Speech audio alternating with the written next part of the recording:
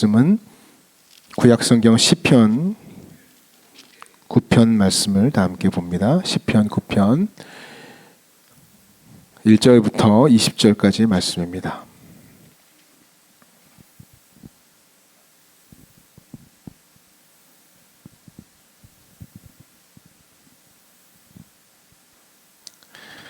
시편 9편 1절부터 20절 말씀을 다 함께 교독합니다. 내가 전심으로 여호와께 감사하며 주의 모든 기이한 일들을 전하리이다.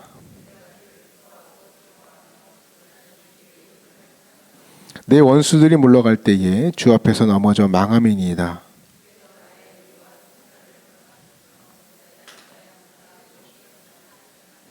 이방 나라들을 책망하시고 악인을 멸하시며 그들의 이름을 영원히 지우셨나이다.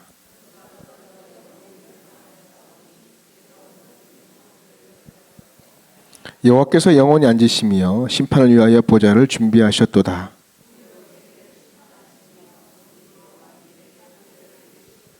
여호와는 압제를 당하는 자의 요새시요 환난 때의 요새시로다.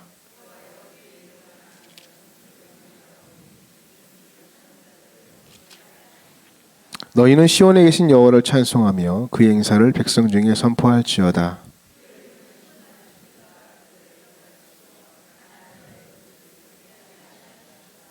여호와여 내게 은혜를 베푸소서. 나를 사망의 문에서 일으키시는 주여 나를 미워하는 자에게 받는 나의 고통을 보소서.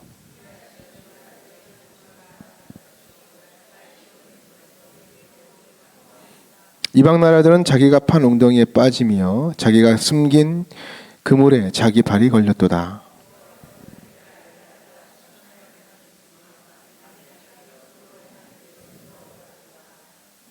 악인들이 스올로 돌아가며 하나님을 잊어버린 모든 이방 나라들이 그리하리로다.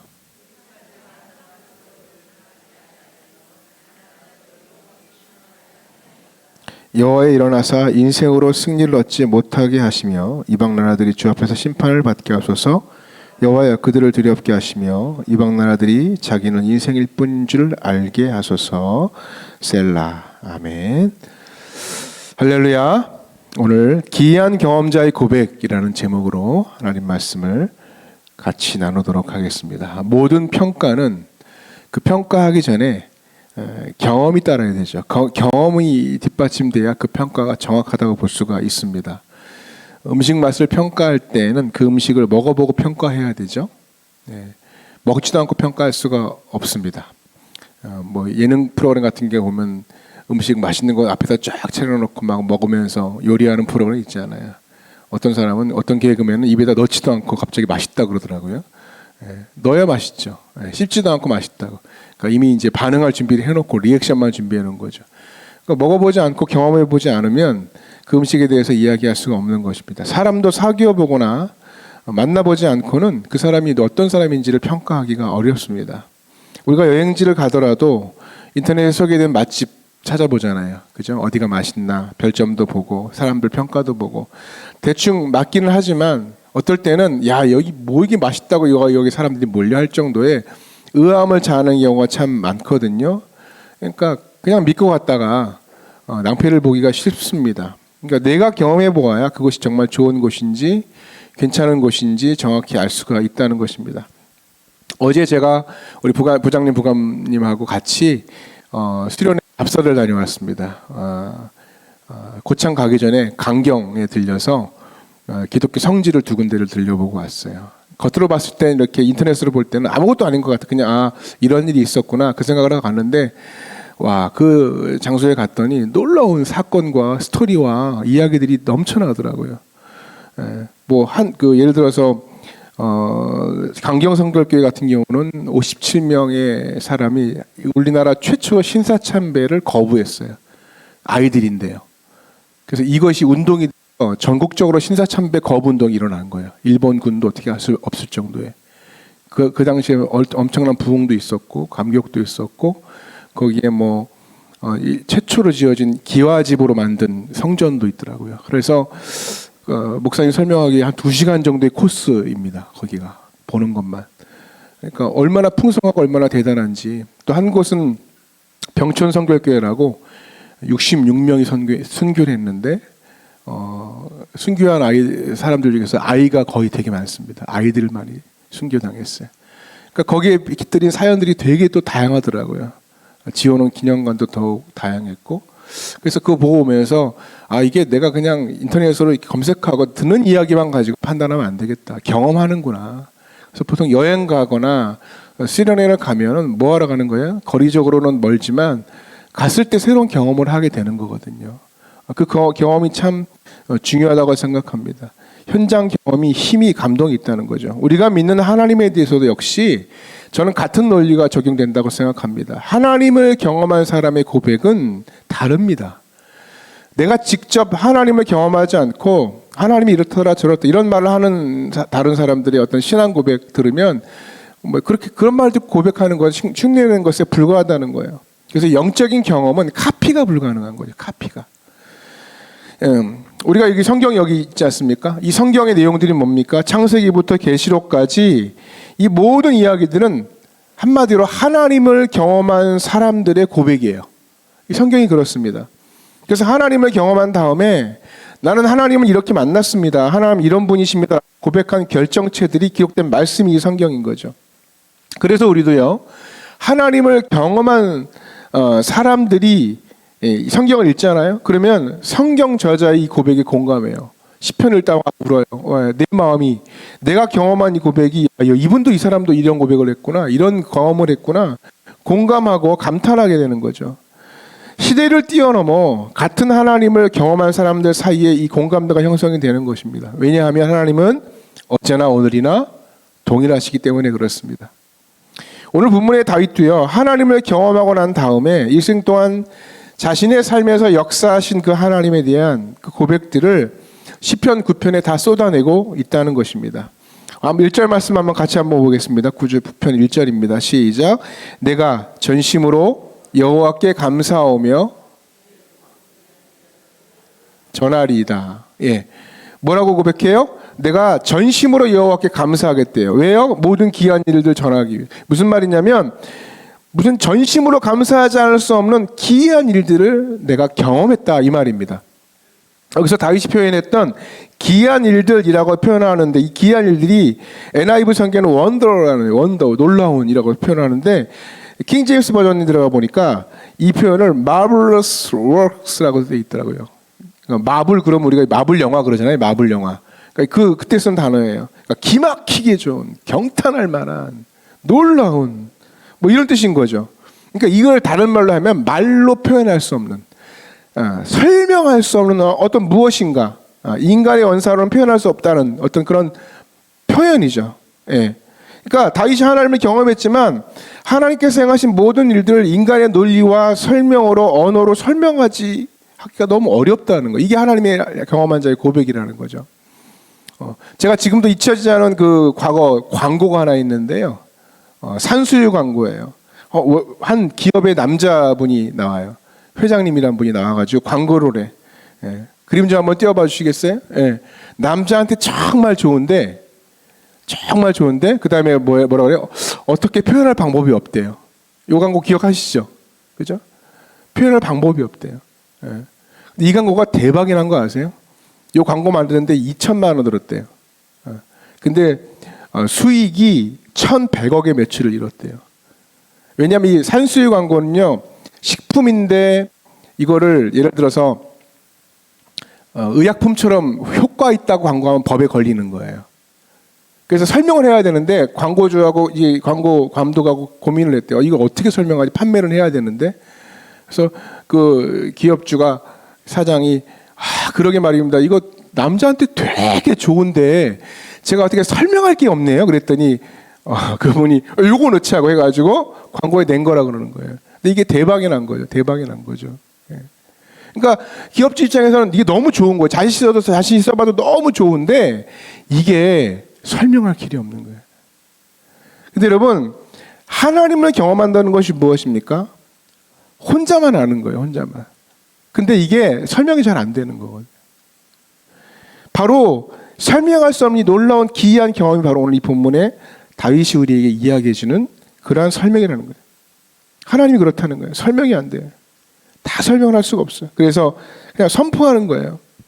여러분, 신앙생활은 그래서 이런 경탄과 감격의 경험 속으로 우리는 들어가야 된다는 것입니다. 그래서 다윗은 이것을 기이한 일들이라고 표현할 수밖에 없었어요. 다윗에게 일어난 이 기이한 일들을 우리가 3절에서 9절까지 쭉 하나하나 열거하기 시작하거든요. 이 사건들을 하나하나 열거한 다음에 다윗이 결론적으로 하나님은 이런 분이시라는 것을 세 가지로 표현을 하세요. 세 가지로 표현을 해요. 첫 번째가 뭐냐면 10절 말씀인데 같이 한번 10절 말씀을 읽어보겠습니다. 시작. 여호와여, 주의 이름을 아는 자는 주를 의지하오리니 이는 주를 찾는 자들을 버리지 아니하심이니이다. 여러분, 기이한 일들과 사건을 겪고 난 다음에 다윗이 고백하는 하나님은 뭐예요? 주를 찾는 자들을 버리지 않는, 이렇게 고백해요. 다윗이 목동이었을 때요. 그리고 사울의 눈에 발탁되어서 왕궁에 들어갔을 때가 있었어요. 사울의 군대 장관으로 승승장구하고 있을 때도 있었어요. 그리고 골리앗 앞에 맞설 때도 있었고요. 억울한 일을 당해서 오히려 이제 광야로 쫓겨났을 때가 있어요. 쫓김의 자리. 왕으로 등극해가지고 이스라엘을 통치하고 있을 때도 있어요. 말년의 아들한테 왕이 찬탈을 당해가지고 쫓겨나서 도망 다닐 때. 그러니까 다윗의 인생을 쫙 그림으로 그리면 너무나 파란만장한 사건과 사고의 연속이죠.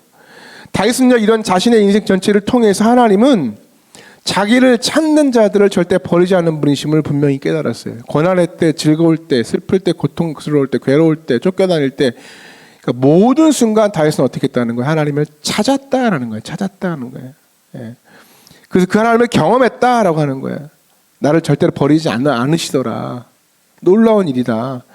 여러분, 인간의 처지와 상관없이 환경과 관계없이 하나님은요, 우리가 찾기만 하면 응답하시고 찾아오셔서 위로하시고 건져주시는 분이심을 꼭 고백하고 붙으시기를 소원합니다. 다윗이 바로 그렇게 고백하여 아버지 집에 목동으로 있을 때 자신이 돌보던 양이 곰에게 끌려갈 때 그는 그때부터 하나님께 기도하기 시작했어요. 그때 하나님께서 다윗의 기도에 응답해 주셔서 양을 건져주셨다고 그래요. 훗날 왕이 되었을 때에도 그것이 그대로 이어져요. 그가 혹시 죄를 지었을 때에도 그는 여전히 누굴 찾아요? 하나님을 찾는 거예요. 피하는 것 하시고 찾는 거예요. 그때 응답하시고 위로하시고 때는 책망도 하시지만 그러나 찾아오시는 거예요. 찾아오시는 거예요. 예. 그래서 여러분, 어떻게 보면 이 찾는 것 자체가 다윗에게는 어떤 이벤트가 아니라 삶이었다는 거죠. 우리는 이벤트가 생길 때만 하나님 찾아요. 큰 일이 벌어질 때, 아파트 계약을 앞두고, 사업을 시작하기 전에, 진급을 앞두고, 시험을 앞두고, 물론 그때는 기도하는 건 맞습니다. 그러나 이벤트성 찾으면 안 된다는 거예요. 다윗은 늘 하나님을 찾고 구하고 바랬던 사람이라는 거예요. 예. 그러니까 경험하는 거죠. 하나님을 체험하는 거예요. 우리가 왜 하나님을 경험하지 못합니까? 이벤트성으로 하나님을 찾기 때문에 그렇다는 거예요. 그런 말이 있지 않습니까? 왜 우리가 사단을, 마귀를 못 보느냐? 마귀하고 같은 방향을 걷기 때문에 그렇다는 거예요. 마귀와 같은 방향. 늘 마귀가 원하는 쪽으로 걸어가니까 마귀가 부딪힐 일이 없는 거죠. 근데 마귀가 싫어하는 일만 하려고 해보세요. 하나님의 뜻대로 살려고 해보세요. 하나님의 영적인 그 감각과 또 그 간절함을 가지고 살아보려고 해보세요. 그러면 마귀를 보기 시작해요. 방해를 만나기 시작하고, 마찬가지로 우리가 하나님 앞에 간구하고 하나님 앞에 하나님을 찾기 시작하는, 그래서 매사에 건 바이 건 매사에 하나님을 찾는 이 다윗처럼 하나님을 찾으면 우리의 삶에도 끊임없는 하나님을 향한 경험들이, 간증들이 많아질 수밖에 없다는 것입니다. 그래서 오늘 우리는 이 말씀을 통해서 다시 한번 깨닫습니다. 나의 상황과 상관없이 하나님께 엎드리면 하나님은 찾아서 마음을 만져주시고 유래해주시고 살펴주신다는 것입니다. 사람이 변하는 것이지요, 하나님은 절대 변하지 않습니다. 사람이 상황에 따라 하나님을 멀리하고 떠나는 것이지 하나님은 절대로 우리를 떠나지 않는다는 것입니다. 오늘 이 다윗의 고백이 저와 여러분의 고백을 되기를 간절히 축복합니다. 두 번째 다윗이 고백하는 하나님은 어떤 하나님이었습니까? 12절 말씀 보니까 피 흘림을 신문하시는 이가 그들을 기억하시며 가난한 자의 부르짐을 잊지 아니하시는도다. 뭡니까? 하나님은요, 가난한 자의 부르짐을 잊지 않는 분이심을 그가 고백하고 있어요. 여기서 가난한 자가 뭘까요? 물질적으로 가난한 사람일 수 있겠죠. 사회적인 어떤 지위나 또 그 수준이 안 되는 사람, 가난한 사람이라고 말할 수가 있겠죠. 그러나 동시에 이것도 마찬가지지만 마음이 가난한 자도 포함된 말이기도 합니다. 성경이 말하는 가난한 자의 표본이 뭐예요? 고아와 과부 아닙니까? 그러니까 이스라엘 시대의 고아와 과부는 도움 없이는 살 수 없는 존재예요. 끊어진 존재라는 거죠. 가장 취약계층. 그러니까 가장 도움이 필요한, 도움 없이 살 수 없는. 그러니까 하나님은 고아와 과부의 신원을 들어주시고 그들을 멸시하지 않는다, 이렇게 성경에도 말씀하고 계시지 않습니까?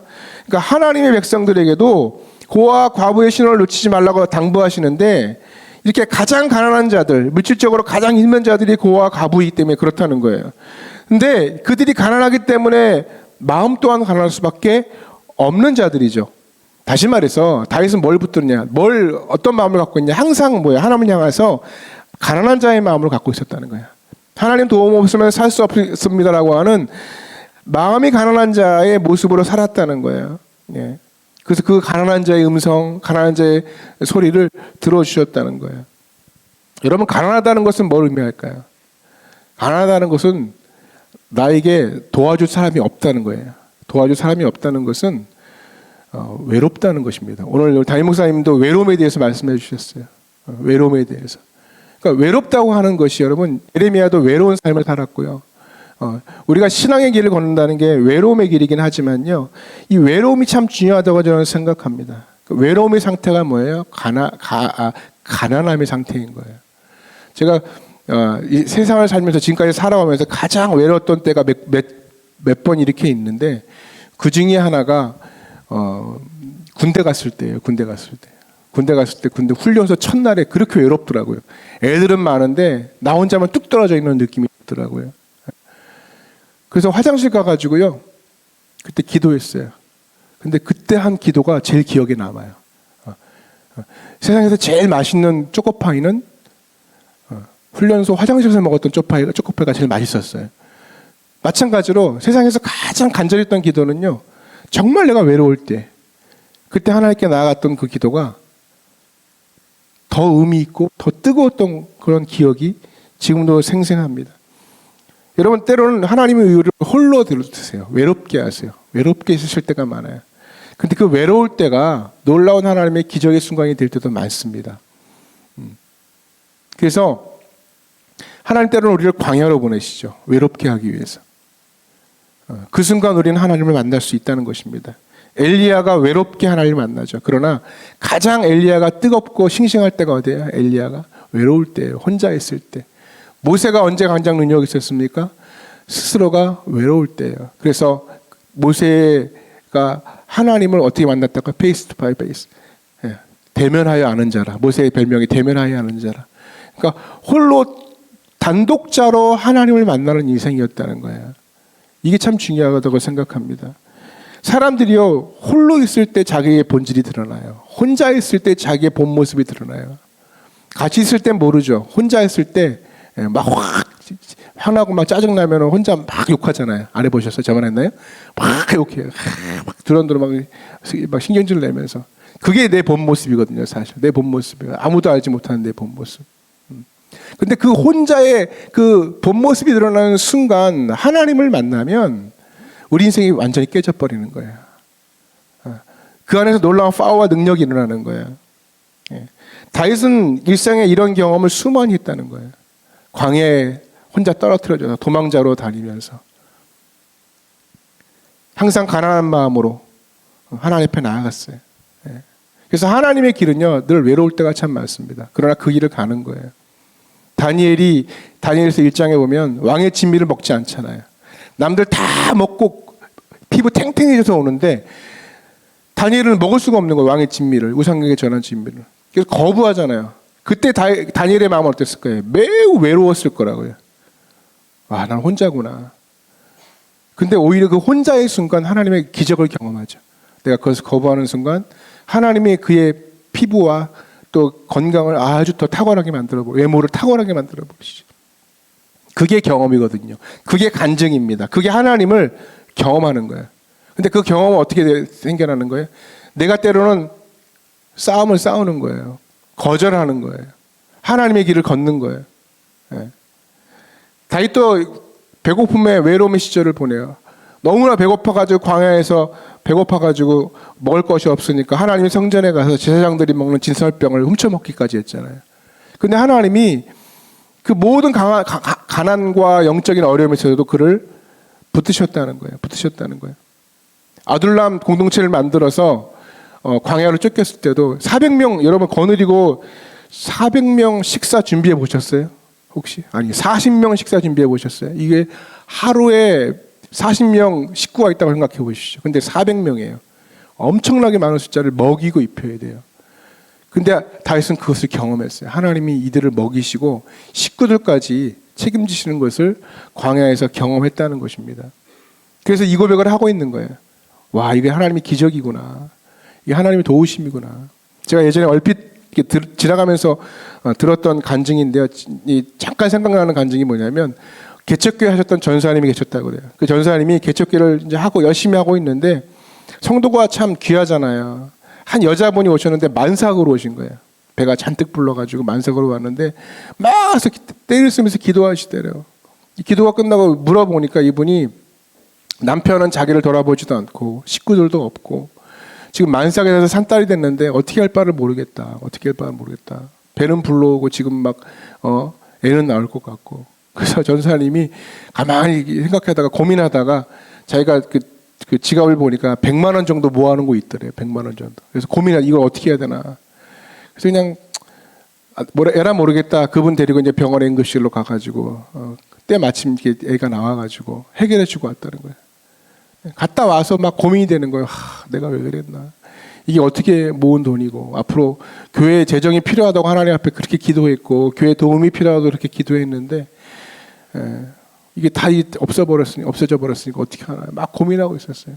그러니까 시간이 지났는데 어떤 분이 이렇게 지나가다가 모르는 분이에요. 이렇게 봉투 하나 주고 가더래요. 흰 봉투. 이게 얇게 들어있는 봉투래. 그래서 뭘 주고 가나 봤더니 안에 1,600만 원 들어있더래요. 근데 그게 뭐냐고 그랬더니 집을 거래했는데 집 팔고 받은 이익의 11조라고 하고 주고 가더랍니다. 기이한 일이죠. 이게 어떻게 보면 우연 같지만 그러나 때로는 하나님께서 자기 자신의 어떤 모든 것들을 내려놨을 때 하나님을 채우시는 그런 경험들을 하는 거죠. 다윗이 그랬습니다. 다윗에게 온 사람들이 다 죽을 사람들이잖아요. 다 실망한 사람들, 다 사회에서 실패자들, 가난한 사람들, 아둘람 공동체로 다 모이잖아요. 그러니까 본인이 삶이 가난하니까 가난한 사람들을 품을 수 있는 저기가 되는 거예요. 그래서 함께 같이 품었더니 그들을 통해서 하나님이 일하시는 것들을 경험하다는 것입니다. 그래서 여러분 우리 인생에 가난이 와요. 외로움이 와요. 그럴 때 그 가난이 하나님을 경험할 놀라운 기회가 될 수도 있다는 것입니다. 그래서 하나님 앞에 나 자신을 구별할 필요가 있어요. 내려놓을 필요가 있다는 것입니다. 그리고 우리가 가난한 자를 품을 수 있는 그 넓은 그런 그릇으로 하나님 앞에 세워줄 수 있다는 것입니다. 또한 마지막으로 그가 그것만 하나님은 어떤 하나님인가 16절 말씀을 같이 한번 보겠습니다. 16절 말씀입니다. 시작. 여호와께서 자기를 알게 하사 심판을 행하셨으며 악인은 자기가 손으로 행한 일에 스스로 얽혔도다. 계속적으로 이 시편에서 기록하는 강조하는 것 중에 하나가 뭐냐면 심판하시는 하나님이에요. 그래서 하나님 심판하옵소서. 하나님은 심판하시는 분인 것을 압니다. 그러니까 그는 많은 사람들을 경험했어요. 많은 사람들을 만났어요. 여러 나라의 왕들도 경험했습니다. 그들의 흥망성쇠를 직접 눈으로 보았어요. 그 과정에서 하나님 어떤 분이다? 심판하시는 분이구나를 알게 됩니다. 이게 참 중요하다고 생각합니다. 다윗은요 가장 초근접거리에서 사울이 망하는 걸 봤어요.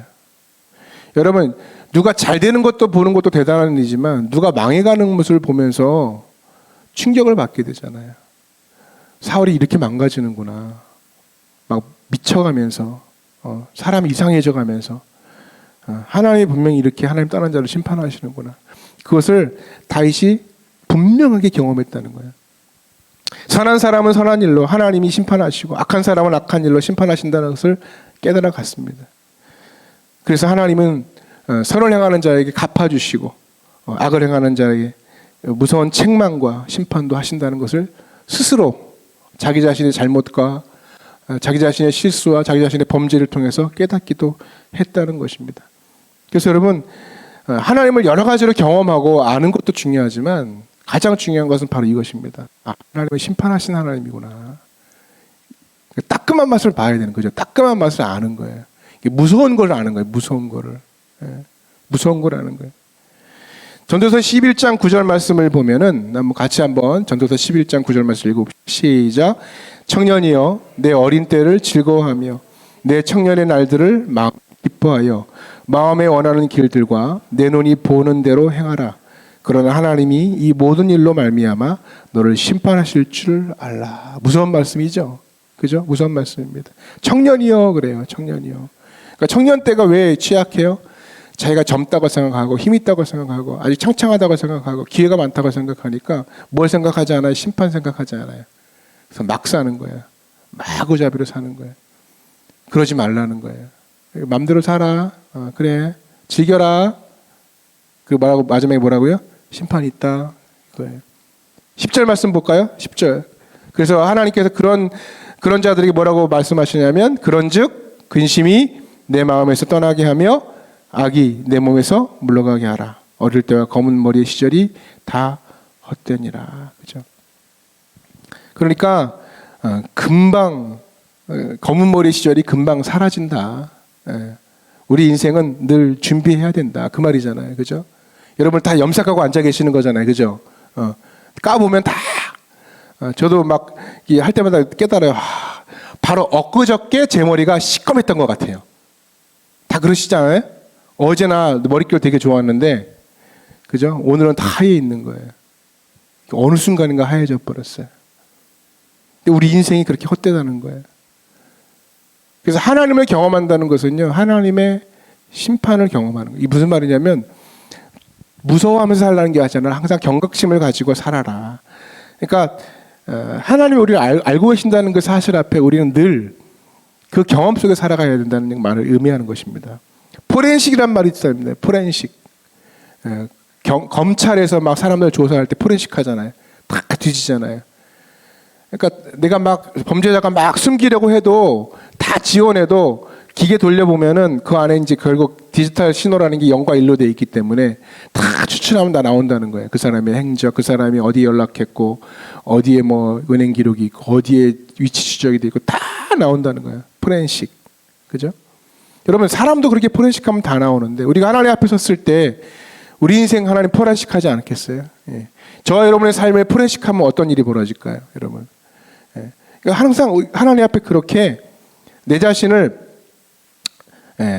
드러낼 수 있다는 사실을 알고 항상 경각심을 가지고 살아가는 거예요. 오늘 그래서 본문 17절 말씀 한번 같이 읽어보겠습니다. 그러면 어떤 자들이 심판받습니까? 17절 말씀 시작. 9편 17절 시작. 악인들이 스올로 돌아가며 하나님을 잊어버린 모든 이방 나라들이 그리하리로다. 누구를 잊어요? 하나님을 잊어버리는 거예요. 그죠? 하나님을 잊어버리는 거예요. 하나님을 잃어버리면 망한다. 그거를 다윗의 삶 속에 몸으로 완전히 체득한 거예요. 여러분 하나님을 안다는 것은 뭡니까? 하나님을 안다는 것은 하나님을 경험한다는 것은 우리 인생에 반드시 시작과 반드시 끝이 있음을 안다는 거야. 그래서 우리는 끝을 생각하며 사는 인생이 되는 거야. 두려움 가지고 살아가라는 얘기가 아닙니다. 하나님께서 우리의 삶을 보신다, 함께 하신다는 생각으로 살아가라는 것입니다. 말씀을 정리합니다. 오늘 다윗은 하나님을 경험했다고 그래요. 기이한 하나님을 경험했다고 그래요. 그 경험자의 고백을 우리가 이 말씀을 통해 들었습니다. 하나님을 내가 찾았더니 하나님 만나주셨다는 거예요. 하나님을 그만큼 많이 찾았다는 거예요. 하나님은 그만큼 많이 구했다는 것입니다. 두 번째는 홀로 있었어요. 외로웠어요. 그러나 그 순간 하나님이 그의 삶 가운데 함께 하셨다. 그래서 하나님은 우리가 홀로 만나고 그리고 하나님 앞에 신 앞에 단독자로서 하나님 앞에 나아가는 그런 모습이 필요하다는 것입니다. 그래서 하나님의 만날 기회를 늘 찾고 구하는 여러분 되셨으면 좋겠고 마지막을 살 수 있는 마지막을 우리가 생각하면서 그 심판주의 하나님을 늘 기억하며 살아갈 수 있는 우리가 되었으면 좋겠습니다. 기이한 경험자의 고백, 말로 설명할 수 없는 다윗의 고백. 오늘 그것이 다윗만의 고백이 아니라 여러분과 제가 날마다 경험하는 그런 귀한 간증이 되기를 주님의 이름으로 축복합니다. 말씀을 기억하고 함께 기도하겠습니다. 이 시간 말씀을 기억하고 하나님